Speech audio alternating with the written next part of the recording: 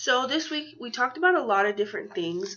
We also, which I found, one thing I found very interesting and very helpful when it comes to like point of views was watching the two TED Talks that we watched. I've never watched TED Talk before, so it was really informative for me. I know the first one we watched was called Connected But Alone, and it was pretty much, she seems like she's somebody that likes technology, and but I feel like her purpose for her entire speech was that technology is going in a direction where we don't want it to go. And I find that true. And, you know, I feel like it's us older people. I was born in 1997. The millennial generation actually stopped right at 1997. So I feel like it's anybody before that. It's our job to teach these younger generations that there is a life outside of technology.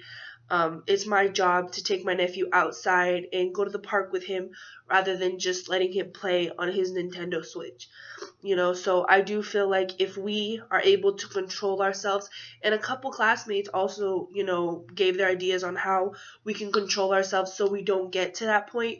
One person said, even as going as far as when you're doing an essay or anything like that, instead of being so quick to try to get on your phone or check your messages in a essay that could have only took you 2 hours can take 4 hours, just shut your phone off.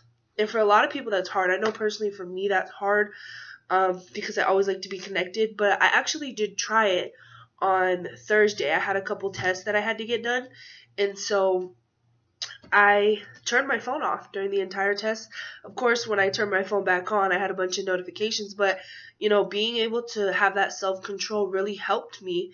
So I feel like that's just something we have to teach younger generations and practice ourselves so that technology does not get to a point where, like it states in the book, technology controls us or defines us. If we can control it ourselves and teach the control to other people, then we won't get to that point. It is pretty scary to think about, but I feel like we won't get to that point as long as we learn from it and realize what we're doing. The next TED Talk that we talked about was he was talking about language and how it has evolved online. His one example that really stuck with me was LOL. I remember when these short little sayings like LOL, OMG, like first came out. Um, People like JK, for example, I don't think he spoke about that. But from my interpretation of what he was talking about, when JK first came out, it really meant just kidding. But I feel like nowadays, when people use it, they're like, oh, JK. Like, they'll say something offensive and be like, oh, just kidding. Like, just JK or whatever. And, it just shows the evolution of what things mean. And I think that evolution also happens in real life. Like a lot of words in the English language are derived, or Spanish language are derived from Latin or Roman and stuff like that. Even though Latin is considered like a dead language now, so many languages derive a lot of their words and stuff like that from Latin. So, it just shows the evolution of the Latin language into so many different sub languages. But I feel like a lot of people look at the online language as less than or dumbing it down. But in all actuality, like he says, it's just an evolution. It's just how things go. And then one other thing we talked about is like your online presence and how culture, language, and gender really do affect how you're perceived online. And I totally feel that. I feel like age is also something we can add to that list because as a 21-year-old, I all my cousins and brothers and sisters are a lot older than me. So I feel like when I have an opinion on something that is political or anything like that, my opinion necessarily does not matter as much as theirs. And I see that a lot, whether it's online or in person. Obviously, most of the interaction comes online nowadays through social media and Twitter just because the word is able to get out there and reach more different people at a time. But and culture also, like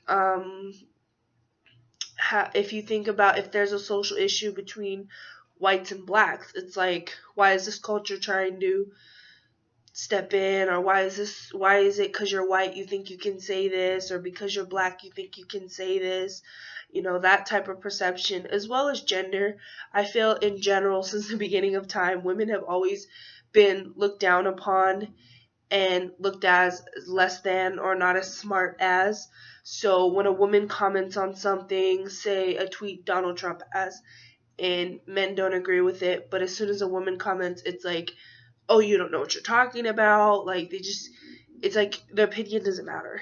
And, that's something that I do see it online, but I feel like it's something that didn't come up because of social media and technology and all that. It's been something that happened since the beginning of time. But overall, this week, we really did learn a lot. And, like I said, the TED Talks to me were very interesting because I had never watched TED Talks before.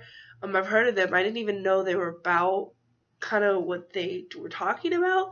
Um, but I really did learn a lot, and it's great to hear different perspectives, and it just made us think. And I feel like at the end of class on Tuesday, we had a great discussion about how technology is going to affect us in the future, and if it is leading us to a place where we can't get back from.